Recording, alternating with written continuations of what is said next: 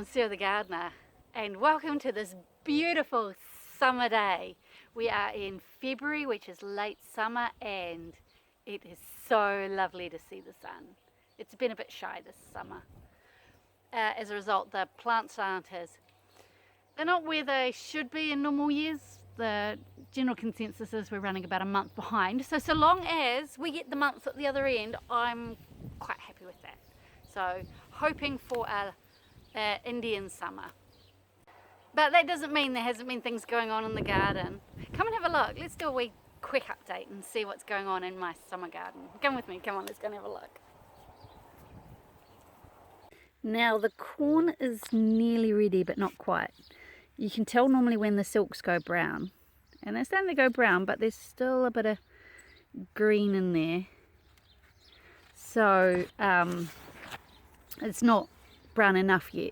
You can also tell because when it's ready is because the cob pushes out from the stalk at a greater angle, so it's still got a bit more to go, maybe 45 degrees it comes out. And then the other thing you can do is just feel the cob and see if it feels fat and full. This is feeling good, it's getting there, but there's room for improvement. And the final thing you can do to check, so if you're really desperate and you really want to know for sure if the corn's ready, then just peel back some of the leaves and expose the kernels just carefully, and then pierce one of the kernels, and what you're looking for is the juice to be milky. If it's not milky, if it's clear, then it's not ready yet. You need to leave it a little bit longer. And if there's no juice, well, you've left it too late. So that's corn. I can't wait for this harvest. It's quite good. This variety, I can't remember what it was unfortunately, has quite a few ears per stalk. Normally I'm used to getting just one, so looking forward to that.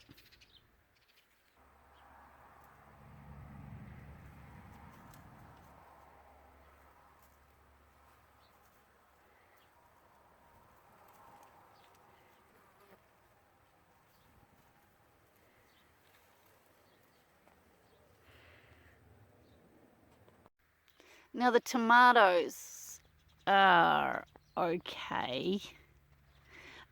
Because we haven't had a lot of sunshine this summer, they're quite slow to get going. So everyone reckons we're about a month behind. But the problem is the wind has been horrendous, and so I've gone through on several occasions and just removed the wind battered leaves. So I don't think we've got a problem with blight this year because the airflow is excellent. But I'll tell you what, this is my favorite variety. These are Oxycons. Hang on, I'll show you. There we go. Oh, it's upside down. There we go. Oxycon. Oh my gosh, they are amazing. The tomato is it's yellow and red, and when you cut it open it's marbled through it.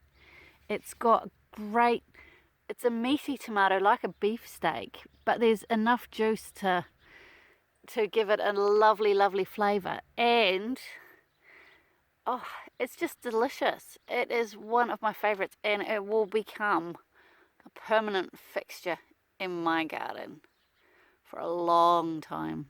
It's going to take a good tomato to beat these ones. You should give it a go. Now the strawberries have pretty much finished, although we did get a really decent sized haul yesterday.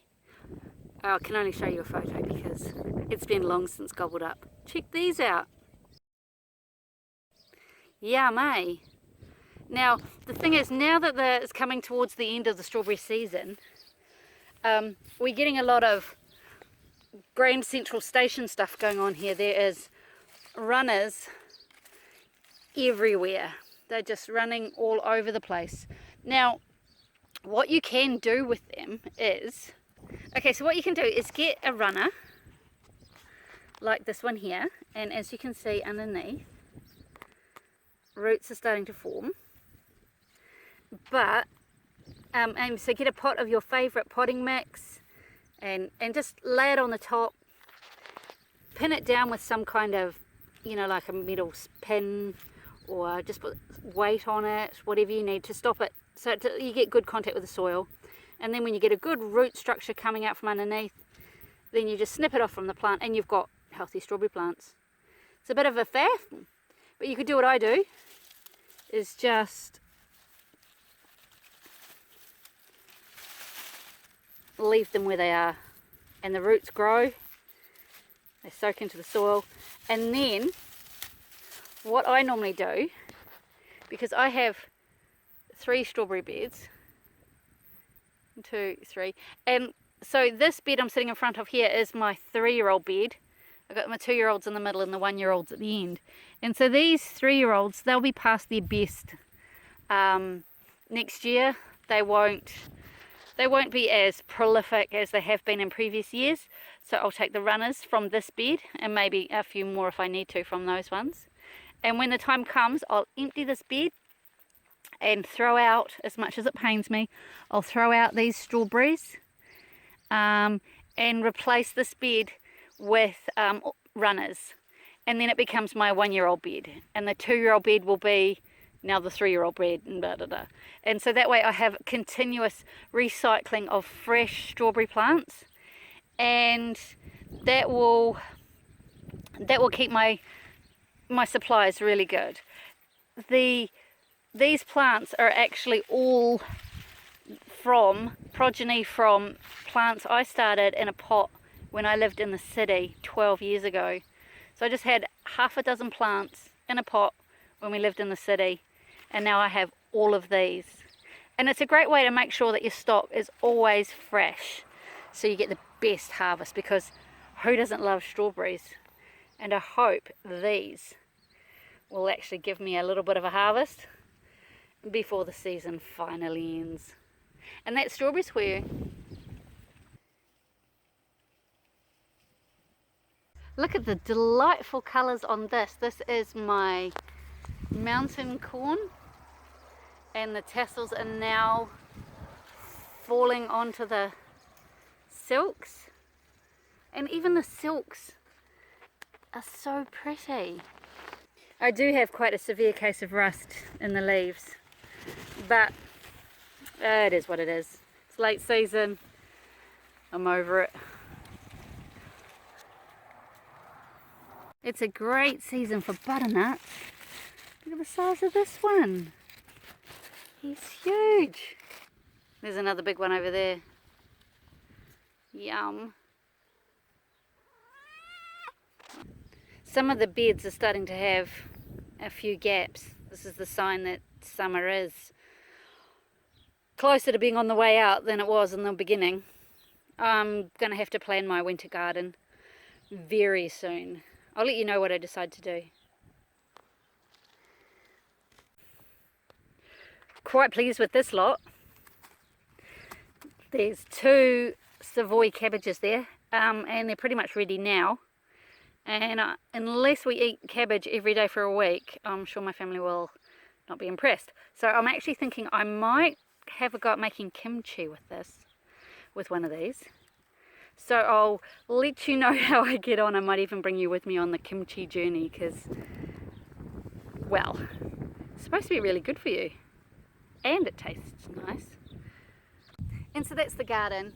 It's not as productive as it has been in other years, but it's still pretty productive and will keep me busy in the coming weeks as things continue to come right.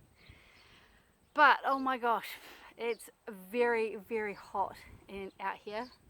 So I'm going to go inside and I'm going to get a nice, cool, a refreshing drink, cool myself down a little, and then I'm going to come back out and get stuck in, because days like these, this summer, are rare as hen's teeth, and I'm going to make the most out of every last moment. It's going to be fabulous.